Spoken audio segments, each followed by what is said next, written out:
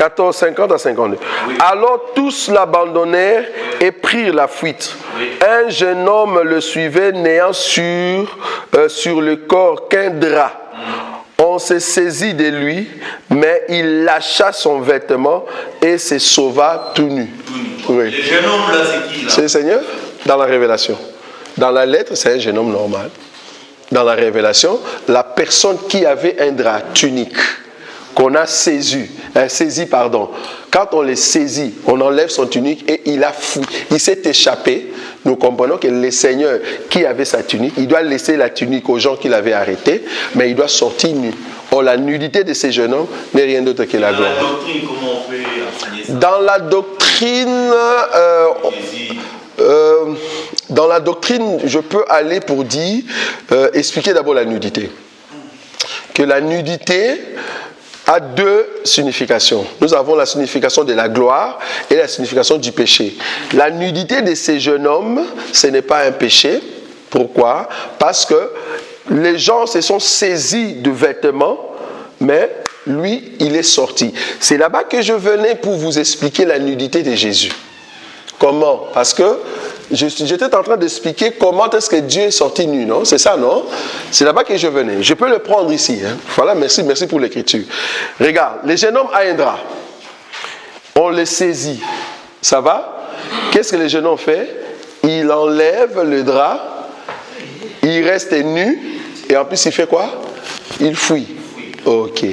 Regardez le Seigneur Jésus. Quand Jésus-Christ est mort, j'ai donné ici qu'il avait 3 vêtements. Manteau, habit éclatant, tunique. Ça va? Le manteau a été pris par un jeune homme. L'habit éclatant a été déchiré en 4 morceaux. La tunique a été tirée au sort. Ça va? Mais Jésus est resté avec quel habit? Non. Je pose la question. Nu. Merci. Est-ce que vous voyez ça? Il est mort nu. Donc, le Seigneur est mort nu. Jésus avait 3 vêtements. Le jour où il devait mourir. Il avait un manteau, il avait un habit éclatant et il avait la tunique. La Bible dit, le manteau a été ramassé par un petit jeune homme. En tout cas, on peut toujours vérifier l'écriture au cas où je me trompe. Parce que des fois, étant homme, on peut se tromper. Mais il y a un habit qui était tombé et c'est le jeune homme qui l'a pris. Deuxième habit, arrivé à la croix. On va prendre son habit, on déchire en 4 morceaux. Est-ce que vous voyez ça? On a déchiré en 4 morceaux. Ça va? Et les derniers habits ou vêtements, c'est la tunique. Ils ont dit, non, ça, on ne déchire pas. Nous allons les tirer au sort. Ça, c'était la tunique. Est-ce que vous voyez ça? Ils ont tiré au sort. Et qu'est-ce qui s'est passé? Il y a un qui a pris ça. Maintenant, si Jésus n'a pas son manteau, il n'a pas la robe, l'habit éclatante, il n'a pas sa tunique, il est comment? Nu. Est-ce que vous voyez ça? Ok. Donc Jésus était mort à la croix nu. Ok. Remarquez. Maintenant, j'explique le jeune homme. Quand il est mort, ils ont vérifié, ah non, voilà, il est mort, le soldat est venu. Il a percé, il a dit, celui-ci, c'est vraiment le fils de Dieu. Joseph d'Arimathée et Nicodème, ils ont demandé la permission de prendre le corps. Vous êtes d'accord avec moi? Ok. Regarde les jeunes hommes. Qu'est-ce qu'ils ont fait? Jésus est nu, non? Ils vont prendre les draps. Ils vont l'envelopper pour l'amener au sépulcre. Ça va? C'est les jeunes hommes qui portent un drap. Tu le vois, hein? Ok. Les jeunes hommes qui portent un drap. Hein? Mais oui, non, je compare les deux, non? Voilà. C'est les jeunes hommes qui portent les draps. Ok. Arrivé dans les sépulcres, on dépose le corps, mais avec les draps. Ça va? On ferme la pierre. Le 3e jour, il est ressuscité. Mais en ressuscitant, au lieu de ressusciter avec les draps, il s'est échappé. Il s'est échappé nu. Ça, tu as vu. Merci beaucoup. Quand nous prêchons comme ça, l'œil s'ouvre. Ah, merci. Est-ce que vous voyez le fugitif? C'est ce que le frère a écrit. J'ai aimé ça. Ça, c'est bien. Donc là, le Seigneur est sorti nu. Parce que quand ils sont entrés dans la tombe, la Bible dit, nous avons trouvé ces draps, mais la personne n'est pas là. Alors qu'il est mort nu, les draps qu'ils ont trouvés, c'est les draps qu'on avait enveloppés. Mais il est sorti comment? Nu. Maintenant, remarquez, la nudité de la croix et la nudité après la mort. La nudité de la gloire et la nudité de la honte. La Bible dit, Marie de Magdala, elle vient et regarde, oh, il regarde les jardiniers. Jardinier, où est-ce que vous avez mis mon Seigneur?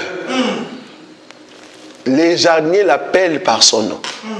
Il comprend que c'est le Seigneur. Les jardiniers ou l'ange, l'homme qui a appelé Marie de Magdala, il était habillé en quoi? Parce que les habits, l'enveloppe, les draps étaient dans la tombe. Jésus est sorti. Mais quand on appelle Marie de Magdala dehors, mais les draps sont là-bas. L'homme qui l'appelait, c'était Jésus. Quand Marie de Magdala regardait Jésus, Jésus avait quel habit? L'habit d'Adam. Parce que ses habits étaient déchirés, ils ont séparé, ils ont tiré au sort. Les draps sont là-bas, mais il a vu Jésus. Avec quel habit? Vous voyez l'évangile? Comment tu vas expliquer ça? Il est sorti nu. Mais Marie de Magdala le voit dehors, mais les habits sont dans la tombe. Mais quand Marie de Magdala le regardait, il était habillé en quoi? L'habit de gloire. L'habit d'Adam avant les péchés. Tu comprends là où je suis? Il n'était pas nu de la honte, mais il était rempli de la gloire. Parce que dans la gloire, tu ne sais pas voir la nudité d'une personne. Parce qu'il était rempli de la gloire.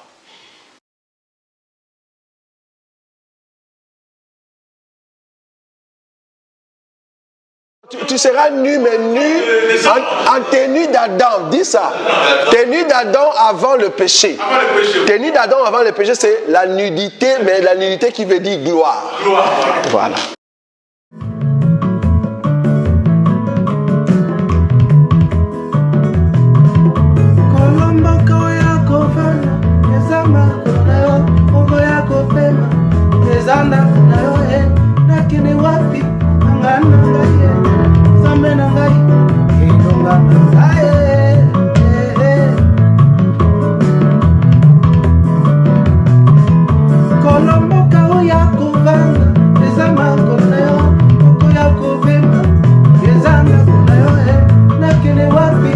Nanga